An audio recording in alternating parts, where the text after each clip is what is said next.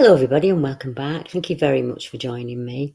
My name is Deborah Hatswell and you're listening to BBR Investigations. Tonight I bring you more experiences reported by our listeners who've had some, shall we say, downright terrifying ordeals. We will hear from a couple of friends who were camping in a beautiful area when they had a night that they will never forget. In our first account, we hear of an encounter from the Aviemore area of Scotland, a place that is wild and beautiful. Its wind-swept scenery is probably as wild as you can get here in the UK. The creatures seen in the area are also probably the wildest you will see in the UK. I know townfolk can mistake ordinary animals, as they're not used to the usual noises they make or how big they are. And each week now we see videos going up where the wild camper, and I use that term lightly, is terrified by the sound of an owl or a fox or a cow. It happens so often, I question how someone who is used to sleeping wild cannot recognise the noise that is common and often heard. This case is very different. In this event, I think our witness is justified in her terror. I would have been just as scared. Our witness said, "It's only by chance that I found you. BBR came up as a suggestion on YouTube one day, and I'm so glad it did. Listening to your reports has enlightened me. It's educated me and brought me to a place where I'm now in a more comfortable position with my experience. I now realise I'm not alone. My experience was far from a one-off. All the years since it happened, I felt in isolation, feeling there was no one out there to listen to our account, no one to help us make sense of it. I have a need to tell our story, as I want people to realise there is a danger out there, or at least we have to be armed with the knowledge of how to deal with these seemingly impossible creatures. This is what happened to us. I'd invited my friend to stay with me as her husband was working abroad and I was single. We had no ties. The two of us planned and went on adventures whenever we could. It was like being teenagers again, even though we were both in our 40s. We love camping and especially love camping in Scotland, which is a bit wilder and more challenging. My friend had an idea of doing a whole loop of Scotland, taking in the Isle of Skye too, and coming down the east coast and ending in Northumberland, where she was originally from. We had a fantastic time. It was certainly an adventure, and it was so wild. We nearly lost a tent in a storm force gale and got all our stuff soaked on at least one occasion. But it was all part of the fun. Nothing fazed us. We got to camp in some really lonely spots where we were the only ones around for miles, and we never once gave any thought to our safety or anything otherworldly. This was especially true on our return leg of the journey. We drove through Aviemore, and what a brilliant, vibrant place it was. The bars and the cafes were buzzing. The place had a wonderful atmosphere. We decided we'd go and find somewhere local to camp and come back later for a walk around with our dogs and enjoy the place. My friend found that just a few minutes away was a really luxurious caravan park with all the mod cons that had provisions for campers too. The thought of a hot shower and comfort was most welcome after some of the Spartan places we'd stayed in on this trip. The site was lovely. We were made to feel very welcome and the facilities were excellent.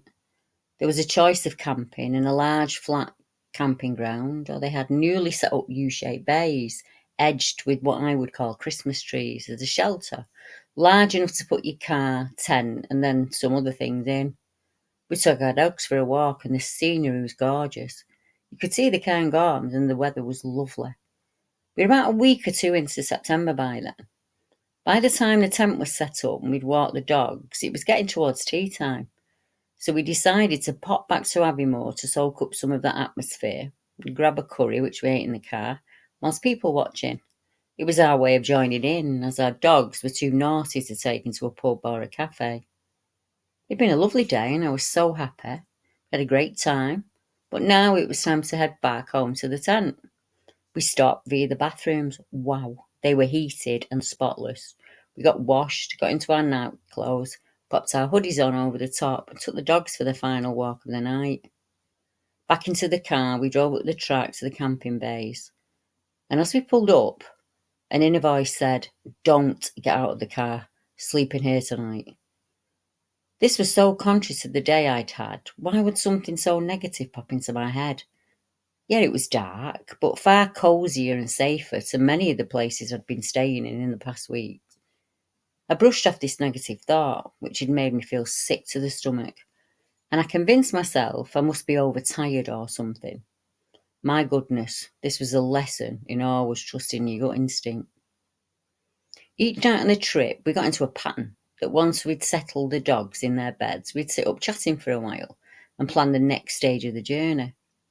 Once we'd done this, my friend would read a story from an old book she had brought with her of celebrity ghost stories. It was a guilty pleasure and a bit of a laugh. I turned my torch off and I put the maps away and I let my friend sitting up on her airbed, holding her book in one hand, and she led the story, and she had a torch in the other. I settled down and I started listening to the story. It was about Elton John, I think. The time must have been approaching 11 p.m. by then. Can't say for sure. I was enjoying the story when we both heard a noise. The noise sounded like someone or some people walking up the trackway towards the camping bays. At first, I thought it must be a French family who were the only other campers on site that night. They were in the bay about 10 bays away from ours. We always camped as far away as possible from other people, as our dogs had gone nuts at the slightest sound of any fellow campers made.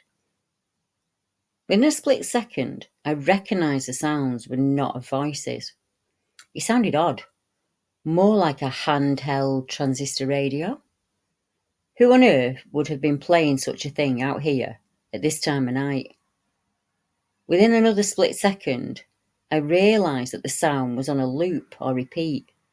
Had someone recorded a sound sequence over and over and was playing it outside in the darkness? Suddenly, every nerve and fibre in my body realised actually this thing was coming for us. My friend realised at exactly the same moment. She turned off her torch and didn't say a word or move a muscle. It is very difficult to describe the sound. It was melodic, not human, but not exactly animal either. But it was as intimidating a noise as you could ever hear. Oh my goodness, I knew. Whoever or whatever was coming up the track was dangerous and unhinged. We sat there frozen, not knowing what to do, not moving a muscle, and barely breathing as this terrifying thing came into our camping bay. I can't find the words to describe how unearthly and horrifying this sound was. This thing walked around the car and came up to the entrance of our tent, and it lingered there for what seemed like an eternity. The sound was emanating a couple of feet above the apex of the tent. Now the apex was 6 foot, making this thing about 8 feet tall. The thing then walked around our tent, came to my side, and stood inches away from my face. There was no smell, no heavy footfalls. I did hear one noise, but I can't tell you if it was a footfall or something being dropped. My emotion at this point was totally primal. This had escalated very quickly. I knew I was prey, and I was totally helpless against whatever this was. There was just a tent wall between me and it, and I prepared to die. I'm not being dramatic. I went beyond fear and became calm almost. I accepted there'd be no fight here. It was going to swipe at the tent and take me out in one hit. This thing was huge. In this calm, I was sad. I would never see my family again. I'd never see where this new relationship with the guy I'd been out with a few times would go. I just sat there, awaiting my fate, listening to this terrifying sound, realising this is how it was going to end for me, in a ridiculous way, in as much as no one would ever know the truth. All my family would know is that we were murdered by a psychopath who attacked 2 women camping in an almost deserted caravan park. No one would ever know that there was more to this story than that. However, by some stroke of luck, this thing had made its point, and it moved away from us. It went diagonally through the trees. I didn't hear the trees disturbed in any way, or this thing brushing through them, but it definitely went in that direction. I listened to the sound disappearing into the distance. I grabbed my BlackBerry phone, had it on 999 ready to dial if it came back. At least the operator would hear what was going on. My friend waited a while and got down into a sleeping bag and said, "It's not coming back." I waited about 2 hours in the same position, afraid that if I moved it would come back. I finally laid down about 2 a.m, still with my thumb on the dial. Thankfully, we had no further disturbances that night. The next morning, we just couldn't believe what we'd gone through and actually got through unscathed. We agreed it was all very odd and we were dealing with something very strange. We asked each other what we thought it was, and we came up with exactly the same impressions. I felt it was a primitive hominid, something akin to a caveman who was an absolute psychotic. I fully expected to leave my tent the next morning and notice we were camped in the middle of a stone circle or on top of a Neolithic barrow or something of that nature. We've done something to arrange this being. If he was not coming to attack us for nothing, what had we done that bothered him so badly? He'd come to kill us. The light from my friend's torch, maybe, a voice, and perhaps the location of our tent had sent this thing into a frenzy. Our calmness had somehow appeased it, thank goodness for it.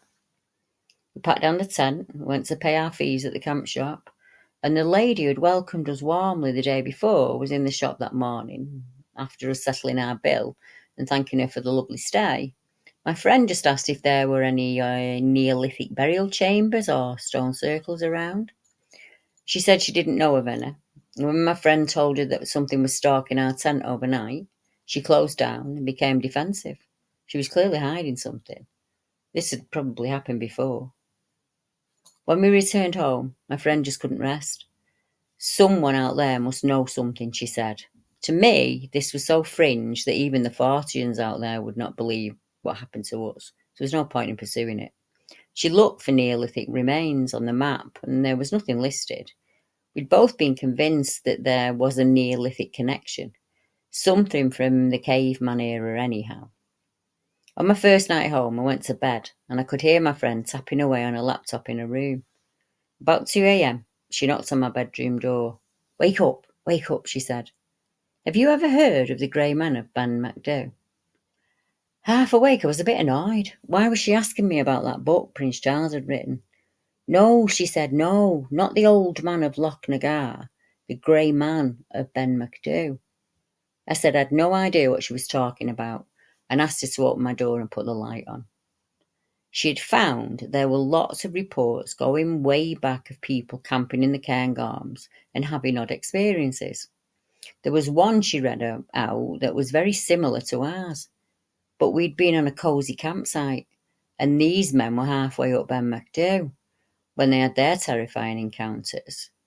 I was impressed with the detective work, but it made it worse somehow that we were dealing with something completely fantastical, almost mythical. Who'd believe us? However, it was important for our story to be told from a point of, firstly, public safety, and secondly, from a position of people needing to know what's out there. The one thing that made my blood run cold was when my friend said to me, "Funny how the dogs didn't wake up and bark." I think things would have gone very badly if the dogs would have been true to their nature and gone off on a barking spree. But why didn't they hear the loud noise that thing was making? I can't fathom it. But I'm just glad they stayed sleeping and silent. Otherwise, I don't think any of us would be here to share this account. I wish I could convey how frightening this all was. But as I heard on another of your reports, a chap said how these occurrences do not easily translate into words. Something stalked our tent. That's all there is to the story, really. But what was responsible? Was something completely out of the ordinary. There can be no doubt about that. Deb, there's a second part to this story, and it's a hard one to accept. But as you are experienced in the paranormal field, you'll understand the phenomena of unbelievable synchronicities. Let's just say, the caravan park used to be farmland, rented out to the military for their exercises, and my husband had his own experience there in 1978. I thought my experience was enough, but to find out my husband had a very similar experience, well, I just gave up. How much weirdness can one person handle? I'm happy to send you his account if you'd like to hear it. She said, "Thank you from the bottom of my heart for the work that you do. I can't tell you the comfort I've had from listening to other reports, especially the few which have similarities to mine. To end, I'll just say that I would swear on everything I hold dear that what I have recounted to you is completely true. Recounting my story to you has been cathartic for me. But again, I want people to be careful and respectful of what's out there. We need to be educated on the possibilities of what we can run into when camping, or simply wandering through a park. This is information everybody should know." Thanks, Deb. All the best to you and yours. Now, I asked my friend Chris Huff if he could help me with information in the area, as he's a paranormal investigator who visits and films areas just like this all across the UK. Chris knows his early sites, so he did help me with information on Aviemore and ancient burial sites. He came through and sent the information over to me mid-August 2023, and he said, "Deb, there are 3 circles near Aviemore. One is Aviemore itself. Actually, they're Claver cairns, which are Bronze Age burial cairns, and they're big. Aviemore Stone Circle is in Aviemore. Then there's the Greenwich Circle, a little 2 miles east-northeast of Aviemore. And then there's the Delphos Stones, which are about 4 miles southwest of Aviemore Station." As soon as Chris mentioned Claver cairns, I knew there was another serendipity. I have a number of large hairy creatures, often described as dark red in colour, in the Claver cairns area. In fact, several locals and visitors have described seeing them for at least a number of decades. The reports on Ben Macdhu are probably all connected, as the land never forgets what it was. You can build on it, you can plough it and flatten it with tarmac, but the soul of the land is still there. The essence that it held, the importance, just now they're disrespected, forgotten, and mostly unattended. Serendipity is also at play for Aviemore and Strange Cottage holidays, as they're becoming a bit of a theme here at BBR.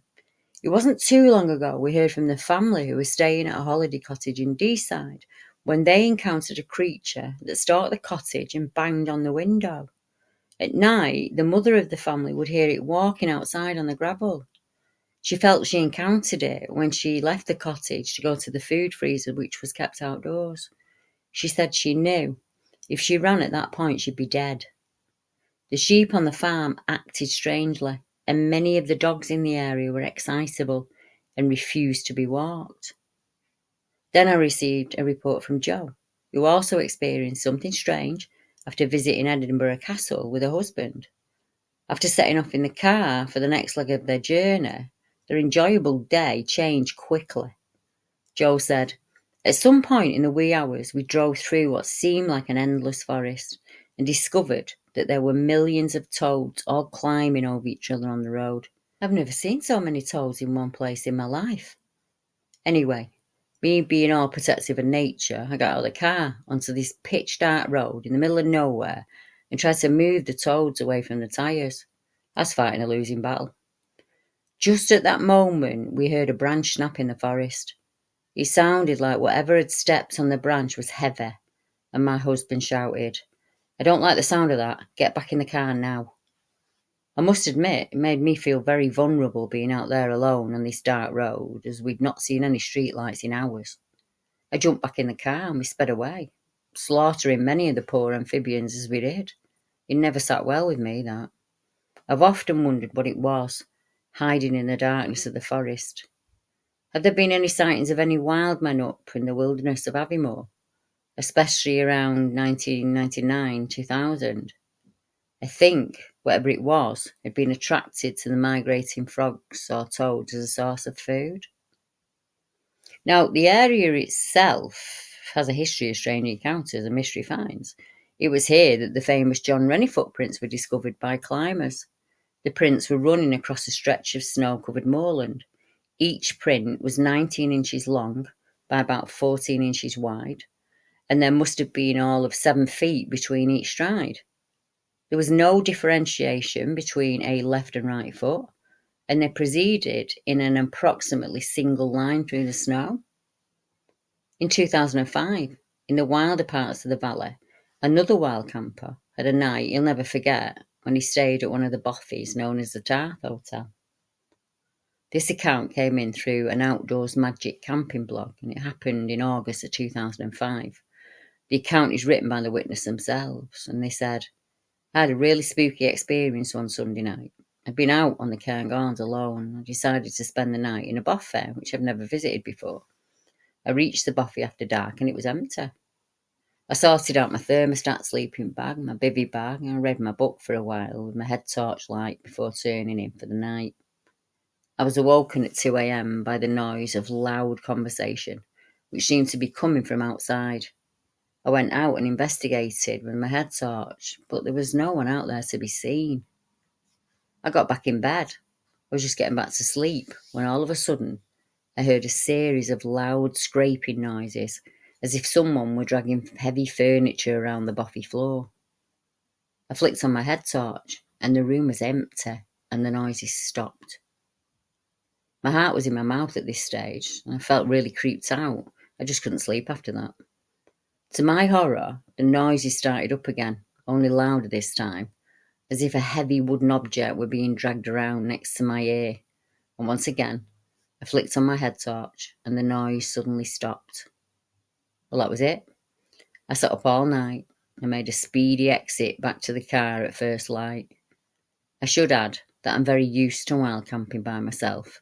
I've never experienced any feelings of fear or had any unusual experiences like this before, but I know I won't be returning to that bothy again. Earlier, our first witness said she felt that she'd die that night and no one would know how or why. I don't suppose she thought that maybe she'd just joined the many thousands of missing people who vanish in our woodlands, mountain ranges and valleys here in the UK. Admittedly, some of these missing can be attributed to people becoming lost or planning on never being found. We're so used to this here in the UK, we barely notice when another report comes onto the news or appears in the newspaper. I'm also guilty of this. The next case I'm sharing, I missed completely. It was only when it was shared with me by one of the ladies who visited Abermore that I became aware of it. It would seem the gentleman vanished on a lonely lochside. He'd set off for a hike with friends, and at one point on the walk he didn't feel well, so he went back to his tent. He stabbed his walking poles into the ground. He put his kit and his phone in his tent. He zipped up the inside of the tent, but not the outside, and he'd not been seen since. The mystery of the missing hiker. Now, this happened in May of 2022. Police Scotland issued a fresh appeal over a missing walker after the man vanished in very unusual circumstances. Neil Skinner, 71, from Doncaster, South Yorkshire, was last seen close to Loch Duchard in Argyll and Bute on the 8th of May 2022. Despite extensive searches, no sign of Mr. Skinner had been found. His daughter Kate said, "It's been really difficult. It's a difficult time. And to still have no news and no answers of what happened to him is awful. It's been the most difficult 6 months you can imagine. In some ways, it feels like yesterday. And in other ways, it feels like a lifetime since I saw Dad." Mr. Skinner was last seen camping close to the loch. And Mr. Skinner had been on a walking tour with two friends when he returned to his tent alone as he wasn't feeling well. When his friends returned to the campsite, Mr. Skinner was nowhere to be found, despite all his clothes, walking equipment being in the tent, along with his phone and his wallet. A police search involving helicopters, drones, and diving and mountain rescue teams were also carried out, but Mr. Skinner was never found. He is described as being 5'8", with short white hair and having a white goatee-type beard, and he wears glasses. He was wearing a green jacket and grey walking trousers when he was last seen. His porridge was still steeping outside, and the place was untouched. They've had sonar searching for a body through the waterways. The canine dogs are out searching. The whole area has been searched on foot, but there's no trace of him. If he wandered off and had an accident or died, surely they'd have found his clothes, or they'd have seen signs of carrion birds circling. But there's nothing like that been seen, and the friends were back within a few hours. He was an experienced hiker and he wouldn't have wandered off without his phone and kit. Now, this case is a little like the mystery vanishing of a woman in Moncton, Scotland, who police say left her car when it broke down and was killed and scavenged by badgers. In a horrible story from over the Christmas period of 2022, a woman has reportedly been found dead and partially eaten by wildlife after a car broke down on December 18. The 55-year-old is thought to have wandered from a car after it broke down on a country road near Moncton in Ayrshire, Scotland. Now, the AA Recovery Service was unable to find her at the time, and a missing persons report was filed. However, now the body has been found and appears to have been mauled by a badger or perhaps a fox, according to the authorities. The victim is thought to have been from Airdrie, a town in North Lanarkshire. A source told the Daily Record that the woman had phoned the breakdown service, but rather than waiting with the vehicle, she got out and walked away, cutting through the fields, before, sadly, passing away sometime later. Police Scotland confirmed that there was a call-out at around 11:20 p.m. on Saturday, December 18th, and the police subsequently found her abandoned Citroën by the side of the road. They went on to confirm that after officers failed to locate the driver, they opened an inquiry. Then, around 4:55 p.m. on Sunday, December the 19th, after searching for the missing 55-year-old woman, a body was found in a field, approximately 1 mile away from the car. While the cause of death is not yet known, it is not currently being treated as suspicious, and the body is waiting a full coroner's report.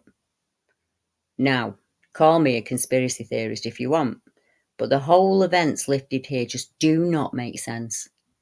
We're taught, as soon as we learn to drive, to stay inside the vehicle if it's safe to do so, and alert the authorities. So, we're meant to believe that this lady did the complete opposite, in fact.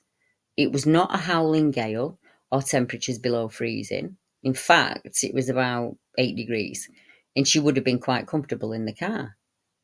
She didn't walk towards a well-lit town a short walk away along a country road, passing a possible vehicle, but instead set off on a short mile walk into dark fields, no lights, and was suddenly overcome with a mystery illness and then eaten by local wildlife. Now, my good friend and co-host Deborah Singleton has researched this case extensively over the last year, and she cannot trace the lady's name or any other information on the case, and no coroner's report has ever been made to this date. Very strange indeed. I think tonight's reports may give many of you just the excuse you need not to wild camp on lonely mountain ranges or in the wild open moors. Understandable. You're much safer from harm tucked up at home. Shut your doors, pull the curtains, and settle in for a comfortable night. It's not like you'll experience anything in your own home, as you're completely safe from harm there. Are you, though? As many of you know, I deal with chronic pain, and there's no let up to it, and it's there constantly, and it ebbs away, and just ebbs away at you at times. I can honestly say, once or twice, I prayed to die, rather than endure another moment of nerve torture. Pain can trap you in your body, take your mind to places it's never visited before. There are also times when, if offered, I would assign that Faustian deal if presented in the late hours of night. Not for some worldly or material benefit, such as knowledge or power or riches, just for release, even for a few moments of pain-free living. Just the chance to sleep. I think our next witness has a good understanding of that. She said, "It was back in the winter of 1992-93 when this experience happened. I'd been married for about 3 years, and my husband worked at a local theatre, so he came home around midnight. We lived in a village. The house had a huge long garden with trees and bushes around it, and the street lights were few and far between. The nights drew in early, and this one night was quite foggy. I'd been suffering from a chronic medical condition for some time. It left me in constant and sometimes terrible pain, and often I felt a breaking point with it. My husband had been reading Anne Rice's supernatural novels and had described to me the plot line in one of them, where the main character's mother was dying, and he'd made her into a vampire to save her. The pain was gone, and she was radiantly well again. This night, I was lying on the sofa in pain, and I thought about that novel. I wished so hard that someone would do that for me, just make me well again. It was worth almost any price to be pain-free. At 5 o'clock, when it was fully dark, I got up and went to the kitchen to feed the cats, but I stopped short as I walked in. I instinctively knew there was something very wrong, and the source of it was outside the back door of my home. Now, before I go any further, I must tell you that I am unafraid of the dark, both inside and outside. Due to my husband's work, I was very accustomed to spending long periods of time alone. It didn't bother me in the least. This was something totally different. I'd never experienced dread like it before. For a few moments, I told myself that I'd been thinking about that stupid book and it had gotten into my head because I was feeling sad about the pain. So it should be nothing to worry about. I forced myself to go back into the kitchen and I put the cat food in the dishes, but I couldn't keep my eyes off the back door. It was a solid door, securely bolted, but there was something out there beyond it, and I could feel it. It was willing me to unlock and open that door. I'm aware that sounds mad, but it's completely true. I called the cats, and they came willingly from wherever they'd been sleeping in the house. They were plainly hungry, but they stopped at the door of the kitchen and looked towards the back door and wouldn't go any further. And that's when I got really frightened. The cats could sense it too, and that made it real for me. I made myself go, get the bowls, and brought them out into the hallway. As soon as I set them down there, they ate with no trouble. I spent the rest of the evening in the living room, huddled on the sofa, with the cats beside me. They wouldn't go anywhere near the kitchen, which is unheard of for them, and neither did I. I could feel the presence of something at the back of the house, and the presence of its will, trying to get me to come to the back door and open it. At last I heard the key in the front door, and my husband was back. He called out to me as he came in, and he went to put the kettle in the kitchen. And then I heard him stop abruptly. He came out of the kitchen and came quickly into the living room. He said, "There's a horrible atmosphere at the back of the house. It felt awful," and he asked me if anything was wrong. I told him what had happened, and he didn't disbelieve me. He could feel it for himself. When we got up the next morning, the presence was gone, and the cats were at ease again. The next night, the same thing happened. The presence was there, but I was ready for it, and mentally making it very clear that it was unwelcome and to go away, and I would not be opening the door. It went, and it never returned. I felt that I'd attracted something very bad to the house. It could enter if I let it, because it couldn't come in unless I invited it. Thankfully, I had the strength not to do so. No one but myself and my now ex-husband ever knew of it. We never told anyone else, but sometimes we would talk about it afterwards. It may have been a thought form that was created and fueled by my pain and the wish to be free of it, or it may have been a supernatural creature attracted by some kind of mental beacon I put out. Whatever it was, it had no good intentions. Reading our witness's email made me think of the old adage not to invite anything into your home, almost like the vampires of old. Some beings, it is said, can only enter if you invite them in. As I said earlier, I know just how bad living with constant pain can be, and the hope it will just stop, even for an hour. I've worked with many people over the years who've had reached out in a moment of rage or sadness, grief or pain, and then have lived with an attachment from then on. I have something that will sit by the side of my bed, and his very presence wakes me up. The doctors have always told me it was my pain, and that him was just psychosomatic.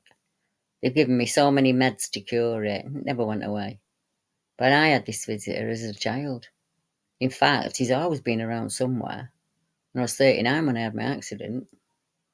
As a kid, they'd say it was me playing up or me being dramatic, but he's very real and he scares me witless at times, and at others, he makes me rage. One night last year in 2022, before I moved home, I was sound asleep. Mark was asleep next to me. Roy was lying in between us. I usually wake up screaming and fighting if he's around, and it happens so often that Mark just places his hand on me now and it stops. And he can do it without fully waking up. He's become so used to it. This night was different. Roy woke him up by snarling and whining really low, and he positioned himself in front of me. Mark said for about 20 minutes he was trying to get Roy to settle, but he was fixated on the bedroom door. He said I was sound asleep all through this, but about 20 minutes in, I suddenly shot up in bed, and at that, Roy lunged at my side. He lunged at the side of my bed until he got to the bedroom door. He moved something away from me, and it hasn't happened since that night. How can it be my pain if my dog knew it was going to happen? I should add, up to this point, he was still acting like a puppy. He didn't even cock his leg to pee. That night is the only time I've seen him react like this. I think he knew I was in danger, and his reaction was a warning to whatever was outside that door. Just like our witness's cats knew not to go into the kitchen that night. Animals have an amazing way of picking up on things that us humans cannot see with the naked eye. Next week, I will be sharing the account of one man who had experiences with good and bad throughout his life.